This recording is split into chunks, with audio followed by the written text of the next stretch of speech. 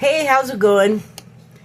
Okay, today I think it might be a long one if I do everything that I have before me. So I wrote a piece and I started a couple of days ago because I just needed to kind of, I guess, get more information or process it in my head more. But there are like a number of things that have been like, I don't know, like just showing up in front of me, like in front of my attention, wherever it might be directed. And it started with like the celebrity feud that I was talking about the other day, a couple of videos ago, and how, I don't know if I said this last part, but the takeaway for me was, you know, basically everybody's just saying stuff and you don't know how sincere they are about what they're saying or what their true motivations are, because they're saying one thing publicly and then in private, until it got leaked, they were saying completely polar opposite things, and nobody came out of it, in my opinion, looking like a good guy. Like, nobody looked good coming out of that. Okay, but you know, but it's not like earth-shaking. It's certainly not on the level of like a war or politics or something, but it sure does get a lot of play. That in itself just seems like, I know it's like another distraction. We live in a distraction sandwich. Everything is a distraction to a distraction or for a distraction. Either we do it ourselves or, you know, it's put there in front of us and we just say, okay, I'm gonna consume that. So I wrote a piece. That wasn't a very clear distillation of what I am thinking at all. You don't know that because you're not in here, but I'm telling you, I did not say what I wanted to say, or not all of it, or something. And then before I started, I was remembering that I think I started to talk about something else and didn't finish the thought. And I would like to finish the thought, though, because it feels important to me. And of course now I'm not going to be able to remember what that was. But I will interrupt myself if I do remember. So, I did talk about before how, like, there's so many things happening sort of on the visible level, and then also, I don't know if we understand how much we're like intuiting and channeling things, you know, like either everybody's getting all kinds of aware of like awakening terminology and events and just the sort of added knowledge you start to get, like things are just turned on and you're like noticing more and making more connections and understanding how the connections affect everything they're connected to. And, you know, it's a lot if you weren't there and you maybe weren't inclined to do all of that thinking. But the times are kind of, you know, forcing us to these places of contemplation at the very least. And so there's like amongst people that can be seen, like prominent people who get a lot of our attention, there's a lot of scrambling around and trying to obfuscate about things, and people are starting to remember things that were said in the past that were just nonchalant, and people making the statements just never felt like they'd ever have any consequences, or that they would lead to anything that they might not want attention brought to. Just confidence, but, you know, silly, because especially if it's something you're hiding, eventually things come out. I mean, it might not be in your lifetime, but things do end up coming out eventually. When it comes to public figures, I think, not exclusively. I guess some people disappear and no one can account for it, but I'm not talking about that. So anyway, I'm not, like, I don't think making a whole bunch of sense. Oh, and you know what? I'm going to read the piece to you real quick. Well, I'll just read it at regular speed, and if you want to turn up the playback, you can do that. Okay, so, come on. Go to the place. Okay. So, I called it Waves of Influence. The stupid manipulation of publicity, like I was just talking about. Okay. From way back, the entertainment factory has been frowned upon by a sector of society. The part that called it evil and never wanted its daughters anywhere near it. The part that called it evil, it's dawning on me now, they knew it was debauched. They were and are right. But you know what they didn't do? Specify. They didn't publicly say what the evils are. It needed to be more precise and specific and done every time there was something to be exposed. You have to display it boldly. You have to display it boldly, or else people won't see the evil and its influence or the way it influences otherwise. Otherwise, you end up with streaming networks that pepper their programming with demonic nomenclature. There are many examples in cinema of rituals being performed and spells chanted, right before our very eyes, and we breathlessly anticipate sitting before a monitor or screen so to binge the next episode, to binge it down, to mindlessly absorb the pretty sounds and colors without resistance is what I'm saying. I have my early Catholic indoctrination to thank for giving me an awareness of the insidious nature of evil, of the names of demons. They're in the education, but they don't proliferate. I learned more about them many decades later, that some of those names are also the names of the mythical watchers. I have certain views on the nature of them, the demons, but that's its own essay, so I'm not going to go into it all here. In my notes, I marked the word monitor because it struck me that as a synonym, monitor could be watching you, monitoring your actions, which we now know they at least have the capacity to do that in all likelihood. Well, not in all likelihood. I mean, Edward Snowden pretty much told us straight out, they're listening and they're watching, so we just, go on with our lives, because, there, I guess, is a way to sort of move beyond it, but I don't think I can just do it by myself. I think everyone has to decide, like, this is how it's going to be now, and no more of that. So I guess I'm just,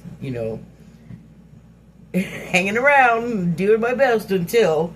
Okay, so back to it. In my notes, I marked the word monitor because it struck me as a synonym, monitor could be watching you, monitoring your actions. I know that seems unrelated, but it really isn't. I also wanted to mark the Overton window.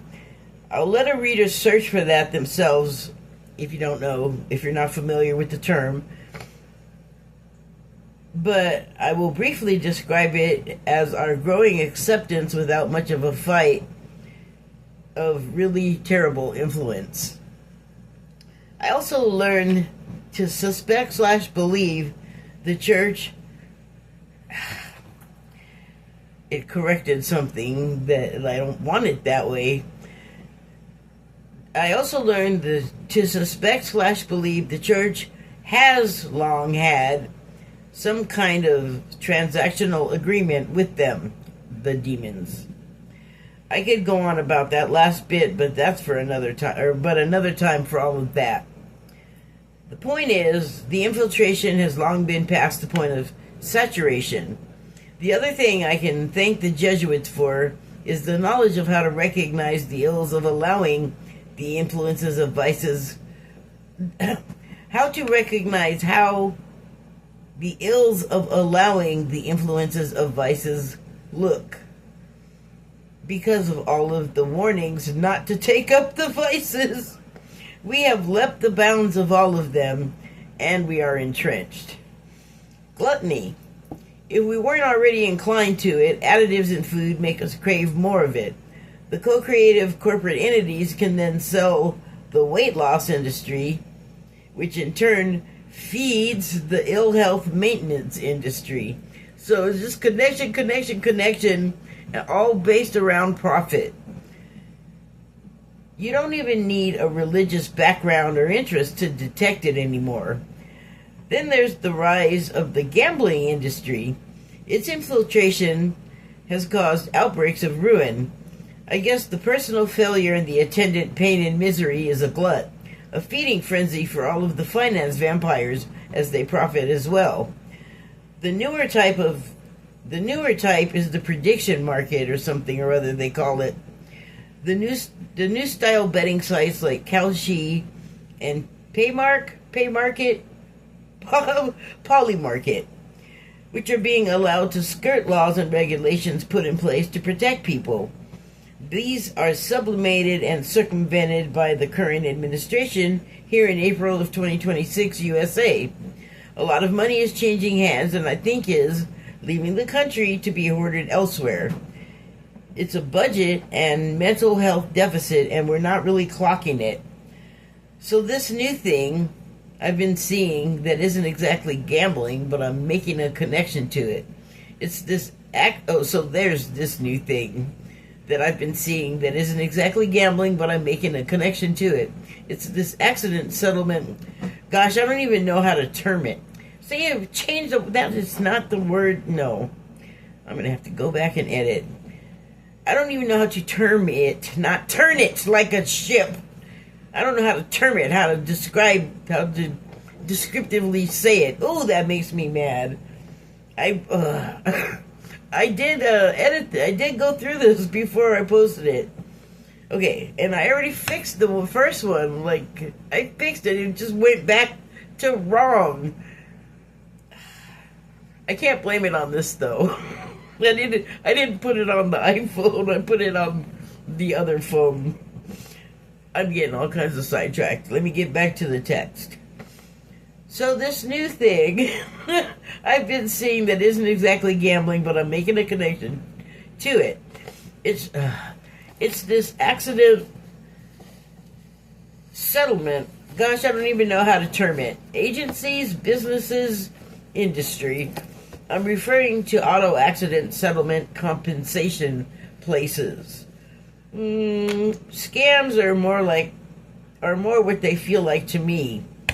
It's true that your previous options were more in favor of the insurance companies, and unless you were grievously injured, it's a struggle to be compensated properly after an accident, especially before the post-accident condition of the driver/passengers is fully known.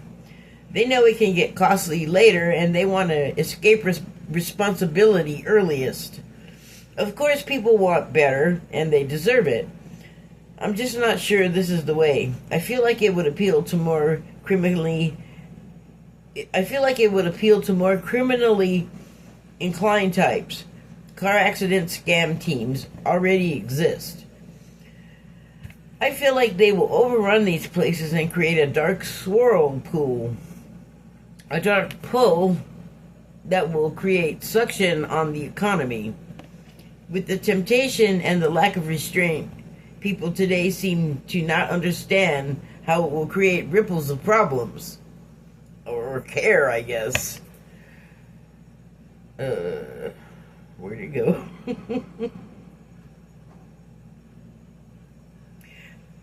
These will reach into other unrelated areas in lives. I don't feel like they'll be, well, more good than not. I'd love to be wrong. I'm not worried about how negative this all may sound. I feel like this illustrates the need for specificity. That said, this is the last thing. Sex. Whether we like it or not. And that is the type we women want to stay away from. It is everywhere. Healthy ways, yes, but I don't mean those. My focus is on all of the unhealthy ways and the push to normalize them when it's not okay.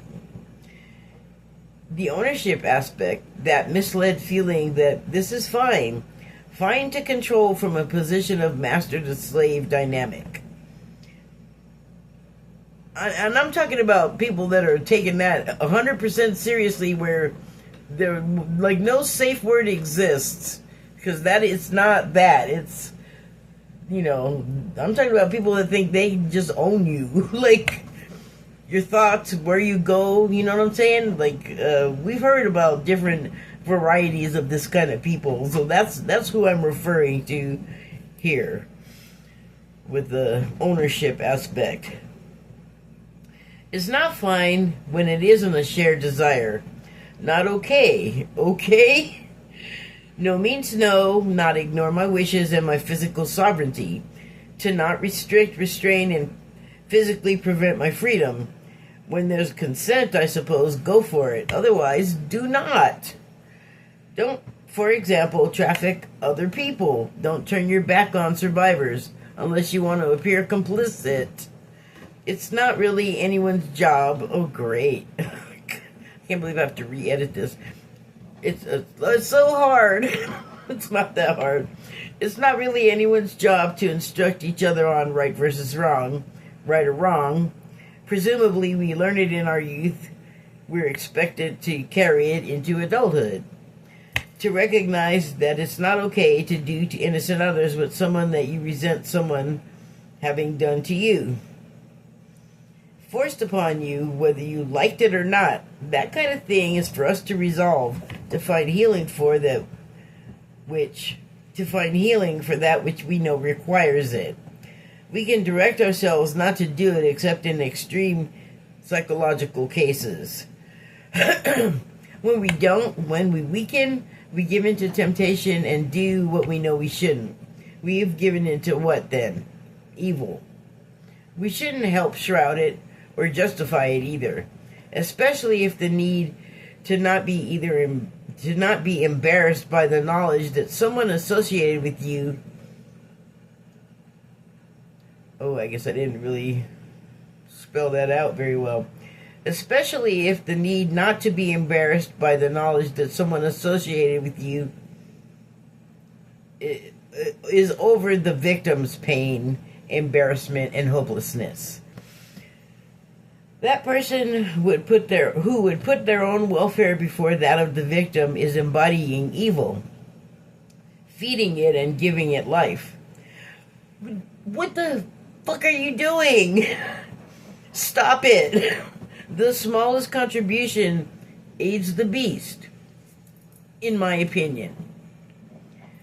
I mean, you can take it literally or not, because both ways is true at this point, or both ways. I'm constantly correcting other people in my head.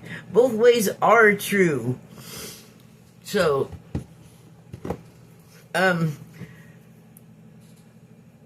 there's like all of that kind of stuff, that is those detailish kind of things I talked about, and everything that's just kind of available for everyone to see for themselves. And you know, there's a lot of conversation on social media. And we tend to have our sort of dedicated areas where we'll fight to die on some stupid hill. You know, we have very few things in our actual reality that require that kind of fervor, you know? But, that's like personal battles or personal therapy, whatever you want to call it. we do have, like, the larger concern of, a lot of people are like, what do we do? What do I do? You know, and feeling understandably in a lot of current events a helplessness to change anything. And I get that too. But, you know, one thing that never changes is you just kind of gotta wait for stuff to happen sometimes. And maybe the things that have to happen are not necessarily within your purview, you know? I mean, sometimes things that you don't even know about have to take place before a whole bunch of other things can happen. So, I'm saying possibly what you would like to see happen is in the works. You just may not be able to detect it. That doesn't mean it's not happening. But what I think it does mean is, like, you know, you kind of placed your order, you've done what you can do, you can observe, or you can, like, find something to do with yourself in the meantime, because sometimes things just take a long time to happen. It's just the way it is. And, you know, I trust me, I am not the queen. I am not, to be clear, the queen of patience at all.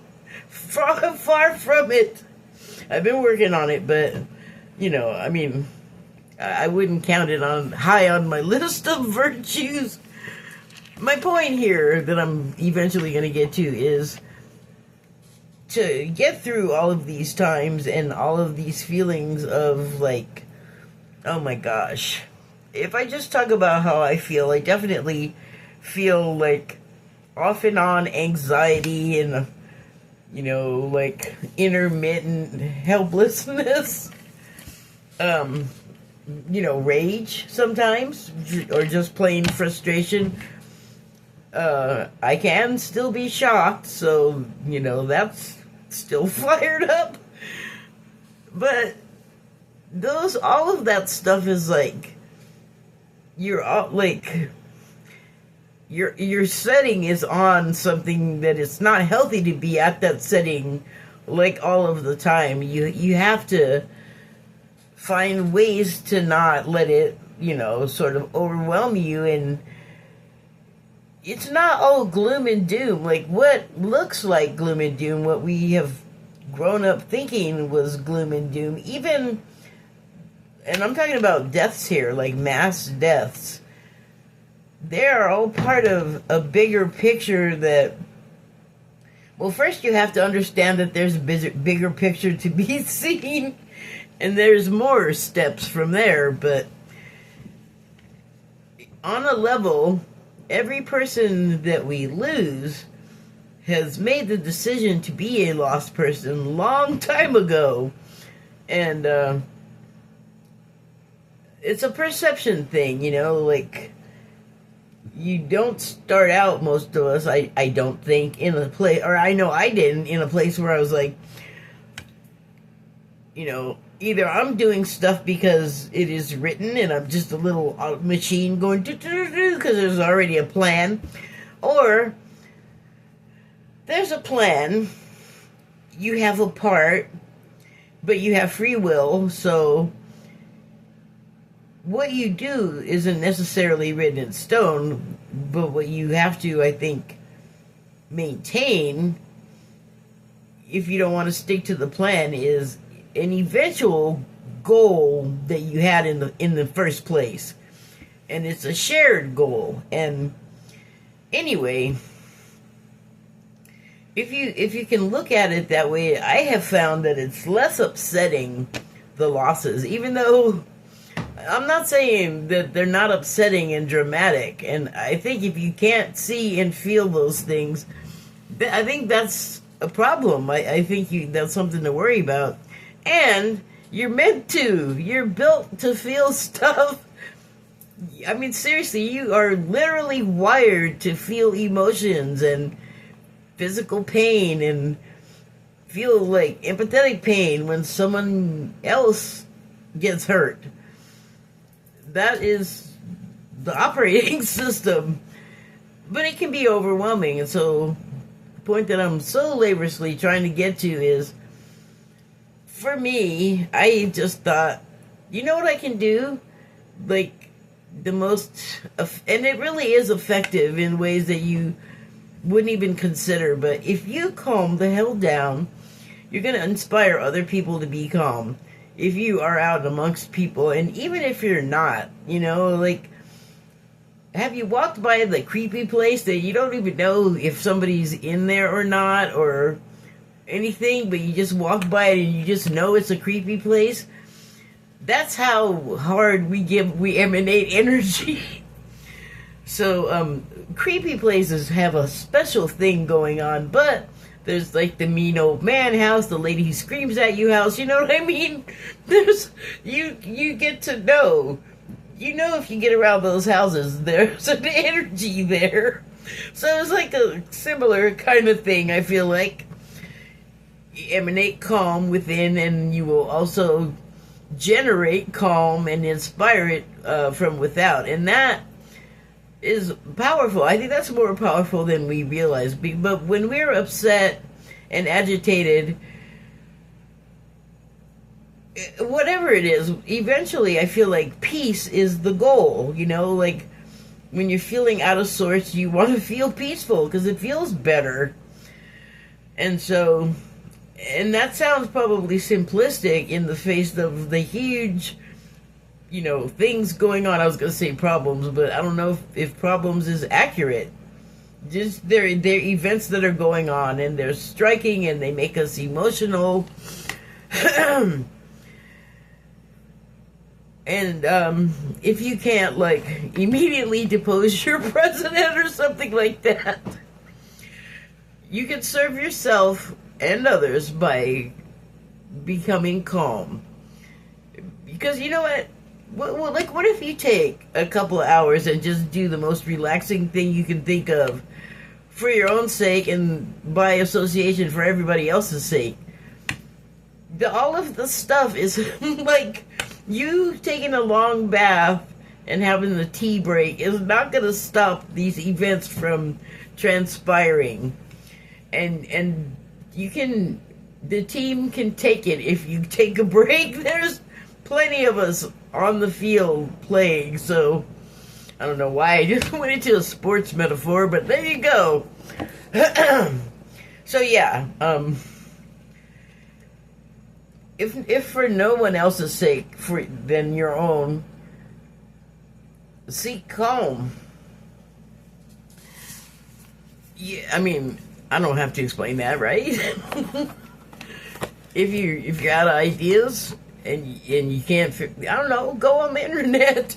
So I have a Declarations of Mary Magdalene card, and it says, "May all sovereign beings know thyself, love thyself, to be thyself, in the grace of all that is." If you can find calm and find your sovereign self, despite the situation, if you can find that calm inside yourself, I love that. That's what I was just talking about. I feel like, the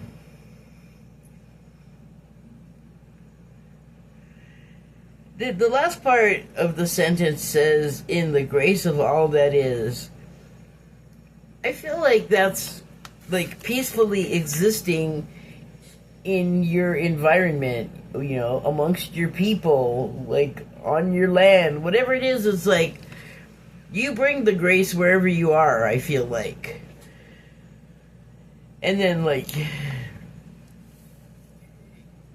if your vibration is working, if it's working good, I guess you tune into those people, places, and things, even, I guess. Because there are calming objects, like our special rocks, our crystals that we card reader people like. Okay, so I have a few from the Starseed Oracle deck, and the first one is All Paths. Oh wait, where's I need the book. Pardon my arm. Ooh, I forgot. No. Ah, shoot. Sensitive.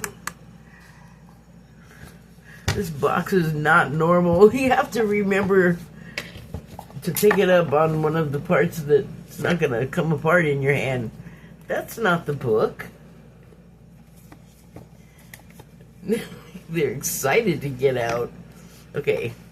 I don't want to put that there. Please give me a moment.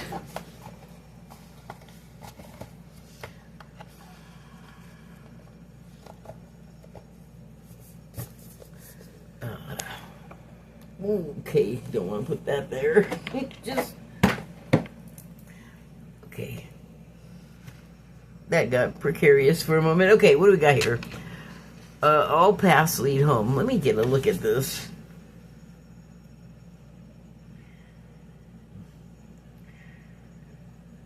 Okay,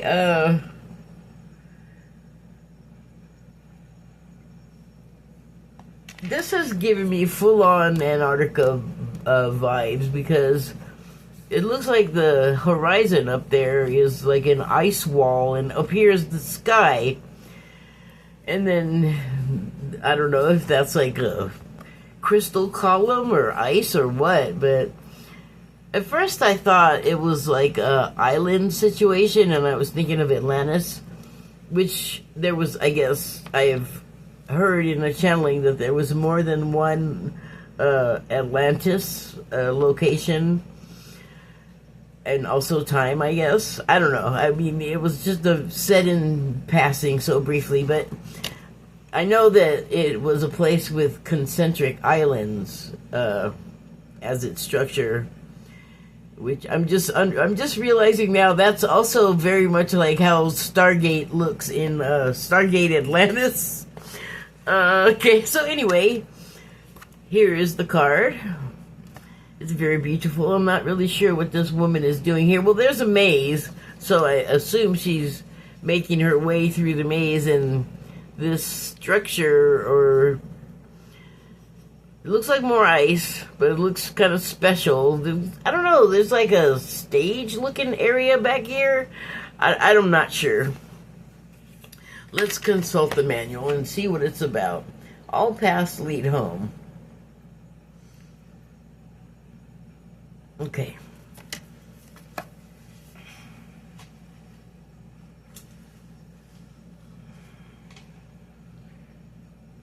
Oops.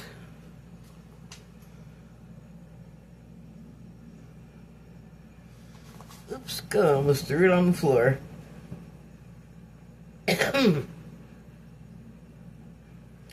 Oh, now it passed. Come on now.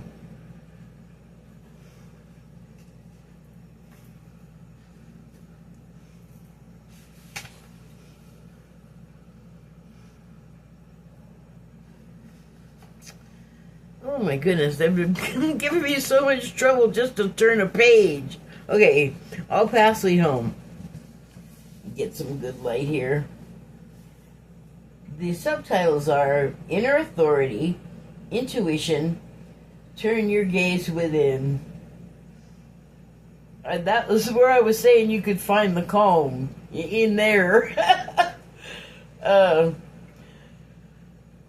Well, and then calming yourself in the face of, like, outer forces trying to clash and things around you. You know, holding it down and staying relatively stable is your inner authority at work. Okay. Oh, great. Now my eyes are just swimming. Okay. It's normal to look to the external world for answers and guidance.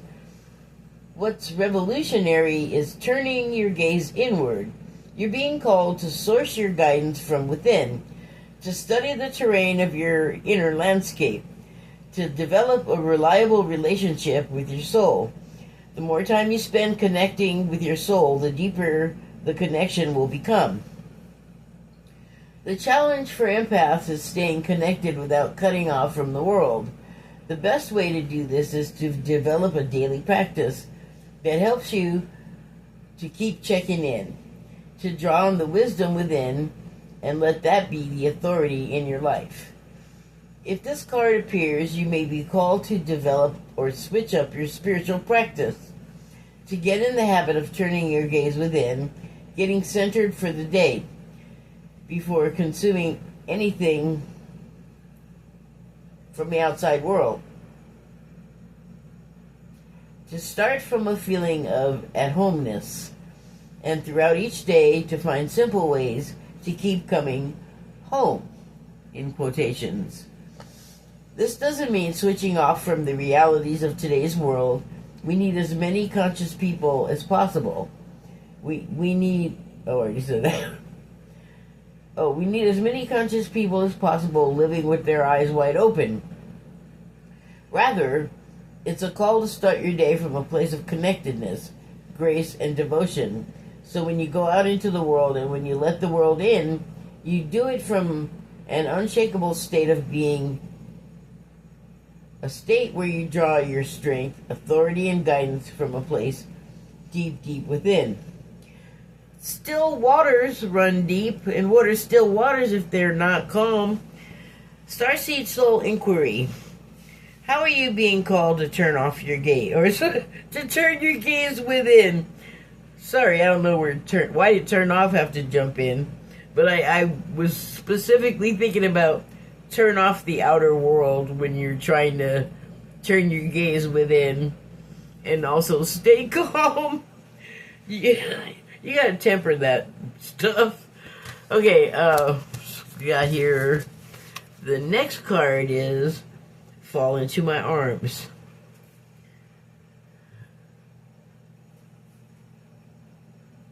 I can't quite make out if this person is clothed or not, but I kind of feel like they are not. And I just realized that like this person must have like jumped in the water or something, or else they're sitting on top of that water. If that's what it is, that's what it looks like. It looks like it's in. There's a name for these, I don't know, but it's like an underwater lake or underground water system, and it looks like that's what this is. And then there's all kinds of like white forms, sort of like people as if they were ancestors or ghosts, or else I don't know, cave drawings, but you can see along the wall, sort of above this pool-looking business, are all of these sort of humanoid-looking forms. And there are more all over. And then the reason why I think, like, there's a hole right there there's a hole in, there's a Beatles song that's sort of like that. There's a hole in something where the sun gets in. There you go. There's one. But it sort of looks like this person, like the ground dropped out from under them, and they just fell in there. And the splashes, they knocked up all the ancestors out of the water. I don't know. I mean, look at it. There's a lot going on there. So, anyway, let me look at the book. I got something completely different the last time I got this card. What is it again? Fall Into My Arms. Okay.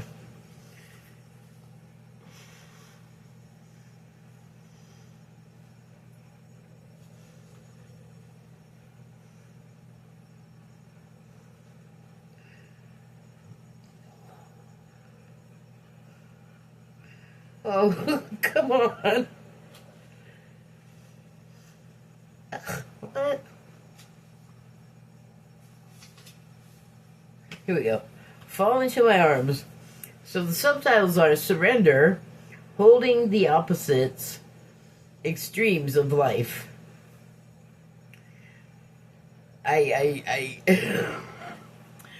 Well, if the ground fell out from under you, that signals an abrupt change to your life.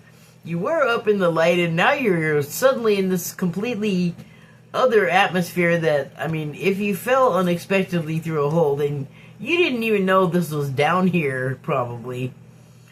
I mean, you could have detected it but you have to know to look for it, I would think. I'm getting that this is an unsuspecting person that was just sort of like do, and the ground just poof, like, well, maybe probably that wasn't the sound, but it went away and dropped them into this whole other underworld. Oh my god, I just saw the next card. Okay, so the subtitles, surrender. I mean, what are you gonna do? Fall up? Holding the opposite extremes of life. I already talked about this. Anyway, so let's move on. The Great Mother ushered you in when you took your first breath, and she'll be there when you draw your last. She knows how challenging life can be, that being human can be lonely and confusing, that the polarity and separation can be excruciating when your soul remembers the oneness of Source. But at the same time, it can be increasingly glorious and sweet. So often, we see things either as good or bad. When things go well, we make it mean that we're being rewarded, and when things are bad, then perhaps we've done something wrong. However, we're all here to expand and grow, and it's through the extremes of life that we do exactly that. You're being invited to welcome the highs and the lows of the human experience, to let them initiate you more fully into life. The agony and the ecstasy, the beauty and the bitterness. This life is but a single breath in the inextinguishable existence of your experience as a soul.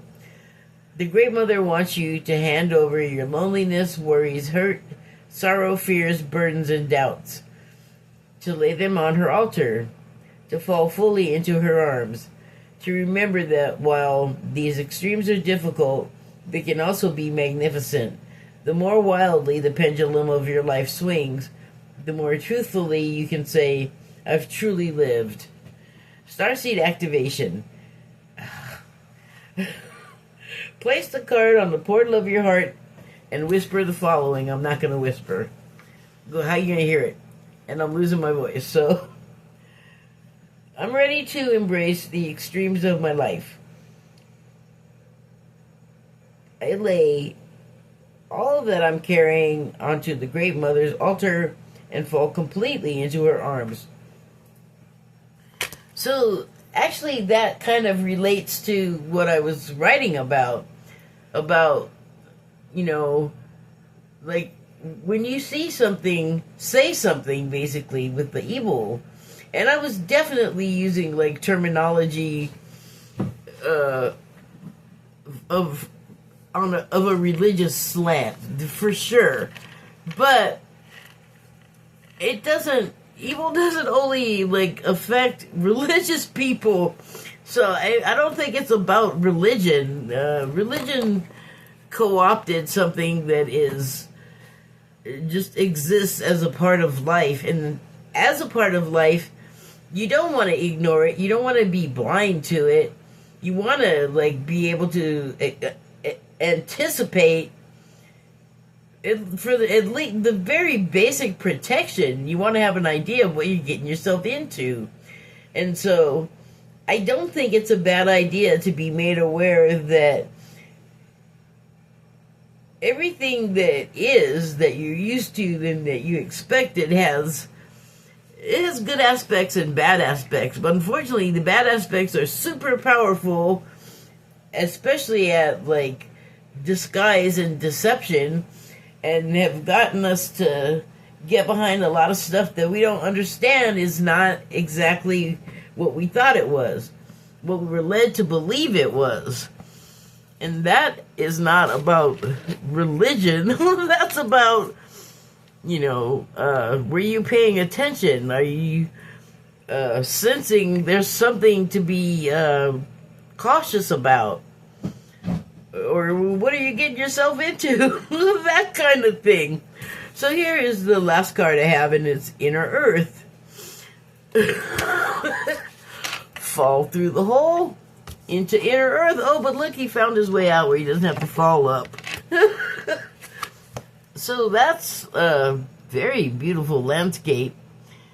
But you know what? I just said it's inner Earth, so I mean, the way I've heard inner Earth described, this could be not walking out of inner Earth, but walking from this cavern to a different one. And they say in inner Earth, Agartha, Talos, there are suns, like a sun, like we have in our sky.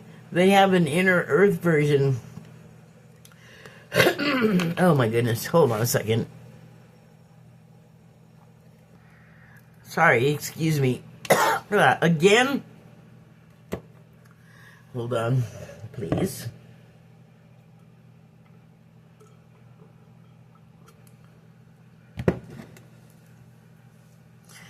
Where was I? So yeah, from all of the legends. Oh, look, and there's even this is also what's rumored to be in there. If you look closely, there seems to be a pyramid right there, but it seems to be lit from within, like if it were black, and it would look. There's a side. There's a triangle. There's another one on that side. So yeah, it looks like looks like a living. It looks like a dwelling. That's interesting. And yeah, a beach and lovely cloudy sky inside a cave, apparently. Or walking out of a cavern. Let us find out. Inner Earth.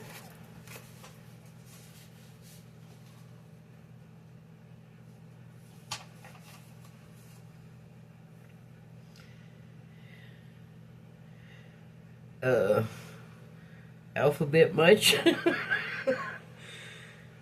Okay.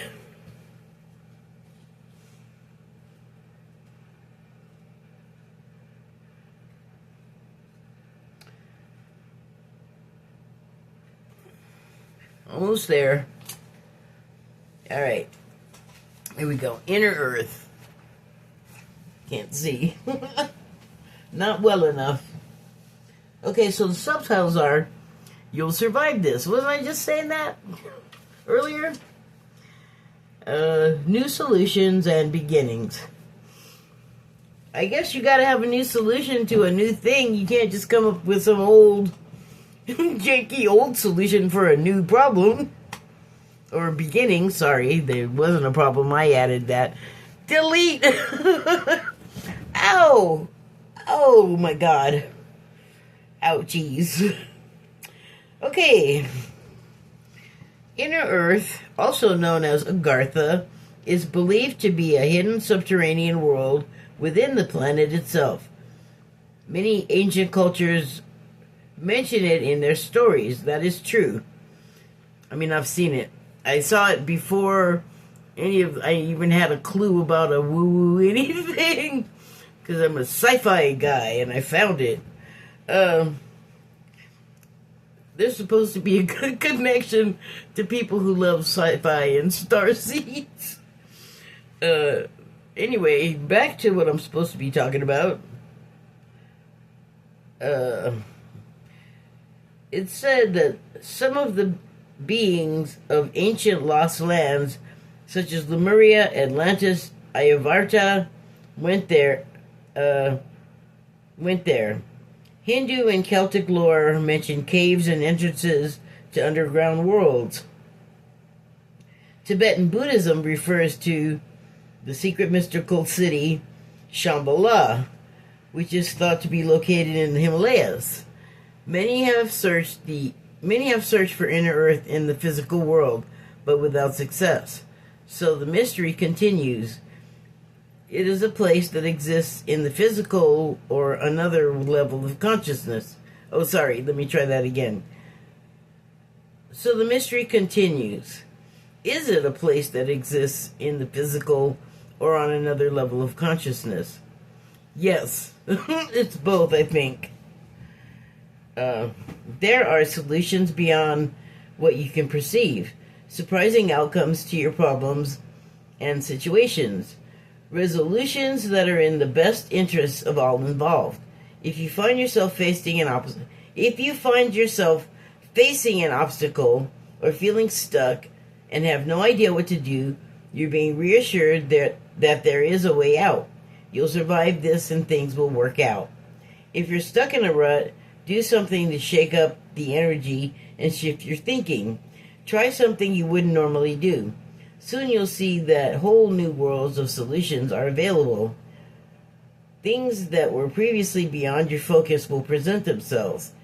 Helpful people, signs from the universe, and support in both expected and unexpected ways are on their way to you. How exciting! But first, you need to do something different with your focus so you can receive them. I swear that sounds just like the part when I was saying, we're impatient and we kind of have done everything we can do that we know of to do, so we got to find some other thing to do. I love it when the cards agree. Now, did I influence them? I don't think so, because I pulled them yesterday and I didn't write that piece until today, so,